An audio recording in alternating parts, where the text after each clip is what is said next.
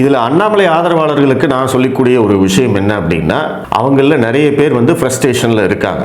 நேற்று கூட ஒரு நண்பர் எனக்கு வந்து ஃபோன் பண்ணி பேசியிருந்தார். என்ன சார், இவர் வந்து கட்சி மீட்டிங்லேயே வந்து எதுலேயுமே கலந்துக்கல, மொத்தமாக ஒதுங்கிட்டாரு, பார்த்தா தனியார் நிகழ்ச்சியில் மட்டும் கலந்துக்கிட்டு இருக்காரு. முந்தானத்து வந்து ரோட்டரி கிளப் மீட்டிங் கோயம்புத்தூரில் நடந்தது, அதில் கலந்துக்கிட்டு பேசியிருக்காரு. நேற்று வந்து ஒரு பரதநாட்டிய அரங்கேற்றம், அந்த நிகழ்ச்சியில் அண்ணாமலை கலந்துக்கிட்டு பேசியிருக்காரு. அதற்கு பிறகு வந்து ஒரு திருமணத்துக்கு வந்து போய் வாழ்த்தியிருக்காரு. கட்சி நிகழ்ச்சியிலையோ இல்லை ப்ரெஸ் மீட் கொடுக்கறதோ இல்லை கட்சியுடைய போராட்டம் ஆர்ப்பாட்டம் இந்த மாதிரி எந்த விஷயத்திலையும் வந்து திரு அண்ணாமலை அவர்கள் கலந்துக்கவே இல்லையே. என்னதான் நடக்குது? இது சோஷியல் மீடியாவில் சொல்கிற மாதிரி வந்து ஒருவேளை அவர் தனி கட்சி ஏதாவது தொடங்க போகிறாரா, இல்லை வந்து கட்சியில் அவர் ஓரம் கட்டிட்டாங்களா, இப்போ இருக்கக்கூடிய தலைவர்களுக்கும் அண்ணாமலைக்கும் ஏதாவது பிரச்சனையா, சண்டையா? சரி, இப்படியே போச்சு அப்படின்னா அவர் வந்து தேர்தல் பிரச்சாரத்துக்கு வருவாரா?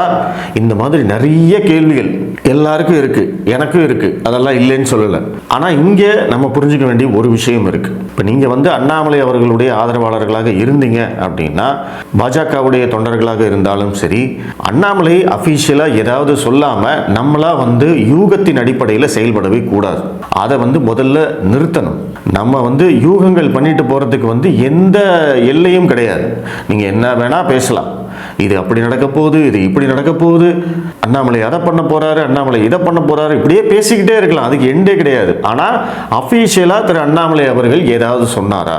அவருடைய ஸ்டாண்ட் என்ன? நான் வந்து மறுபடியும் தெளிவாக சொல்கிறேன். அவருடைய ஸ்டாண்ட் வந்து இந்த அதிமுக பாஜக கூட்டணி உருவாகி இருக்கு, அது ஜெல் ஆகிறதுக்கு நான் டைம் கொடுக்குறேன், எனக்கு இந்த கூட்டணி பிடிக்கல, நான் ஒதுங்கி இருக்கேன், அவ்வளோதான்.